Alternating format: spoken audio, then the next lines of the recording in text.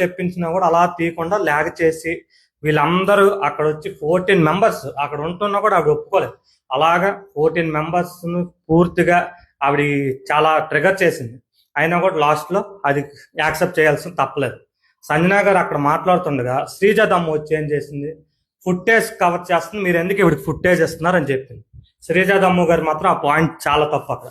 ఎందుకంటే ఈ శ్రీజ దమ్ము ప్రతి విషయంలో కూడా ఈవిడ ఇన్వాల్వ్ అవుతుంది. ఎక్కడ ఫుటేజ్ దొరికితే అక్కడ ఫుటేజ్లో శ్రీజ దమ్ము వస్తుంది. అక్కడ సంజన గారు నిన్న కాక మొన్న వచ్చిన ఎవరో తెలియని వ్యక్తో లేకపోతే ఇండస్ట్రీలో పరిచయం లేని వ్యక్తి అయితే ఫుటేజ్ కోసం చూడాలి. ఆవిడకి ఆ మాట అన్న శ్రీజ దమ్ము నాకు నచ్చలేదు. ఎందుకంటే ప్రతి ఇష్యూలో కూడా శ్రీజ దమ్ము టూ డేస్ నుంచి ఖచ్చితంగా కనిపిస్తుంది. అలా శ్రీజ దమ్ము ఆ మాట అన్న.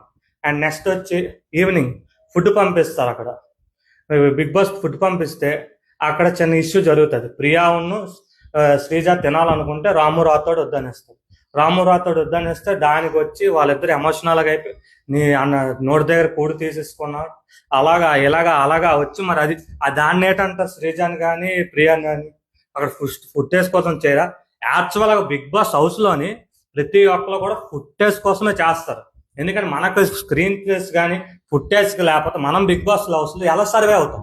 ఖచ్చితంగా మన బిగ్ బాస్ హౌస్లో మాత్రం మనకి స్క్రీన్ ప్లేస్ ఉండాలి, ఫుటేజ్ మన మీద పడాలబ్బా. పడితే కానీ మనం ఎవరు చూడడు. ఎందుకంటే అక్కడ కావాల్సిన జనాలకి మనం ఎంతవరకు ఎంటర్టైన్మెంట్ చేస్తున్నాం, ఎంతవరకు వాళ్ళకి మనం సాటిస్ఫై చేస్తున్నాం జనాలకి. అది గొడవలు అవని, అది గేమ్స్ అవని, అది ఇంకేమైనా మన ఎమోషన్స్ అయినా అలాగా. నాకు ముఖ్యంగా బిగ్ బాస్లో ఇప్పుడు నచ్చింది